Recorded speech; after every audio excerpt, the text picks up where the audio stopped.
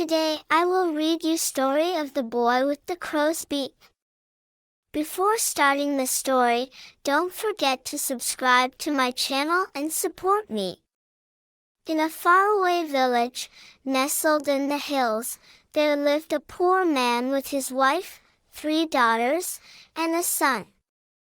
The youngest child, the boy, had a nose so long and crooked that all the kids in the village teased him, calling him Crow Nose. Over time, the name Crow Beak stuck, but the boy didn't mind. He was brave and clever, and the teasing never got to him. One dark night, there was a soft tap, tap, at the family's broken window. The eldest sister went to look and asked, "Who's there?" But as soon as she opened the window, she vanished. The same thing happened to the second sister and then the third. Crow Beak, full of courage, didn't waste any time. Without looking out the window, he jumped right outside. In the distance, he saw 3 terrifying dragons dragging his sisters away. One had 3 heads, the second had 7, and the last had 9. He chased after them, but the dragons were incredibly fast. Soon, the 7-headed and 9-headed dragons disappeared into the night, but the 3-headed dragon was still in sight.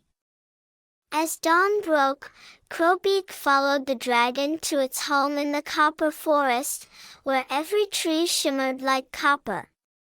The 3-headed dragon spotted him and threw a massive club his way, but Crow Beak caught it mid-air and hurled it back. The club spun so perfectly that it struck all 3 of the dragon's heads at once, knocking it out cold. Crow Beak freed his eldest sister and sent her home. 7 days later, he tracked down the 7-headed dragon in the silver forest, where the trees gleamed like silver. Crow Beak grabbed the dragon's middle head, swung it around, and smashed it into the ground. The impact buried all 7 heads into the earth, leaving the dragon defeated. Crow Beak freed his second sister and sent her home too. 9 days after that, Crow Beak finally caught up with the 9-headed dragon in the golden forest, where the trees sparkled like gold. They wrestled and fought, but neither could win. The dragon then proposed a final contest: "Let's turn into wheels and roll at each other. The one who doesn't break will be the winner." The dragon transformed into a wheel of iron, and Crow Beak became a wheel of steel. They rolled back and forth, gaining speed, and finally smashed into each other with a thunderous crash. The iron wheel shattered into pieces. It was, of course, the dragon.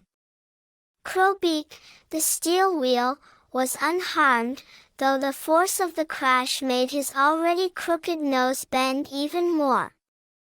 With his youngest sister safe, Crow Beak returned home a hero. His family welcomed him back with tears of joy, and though his nose was even more crooked than before, Crow Beak couldn't have cared less. He had his family back, and that's all that mattered. Thank you for listening.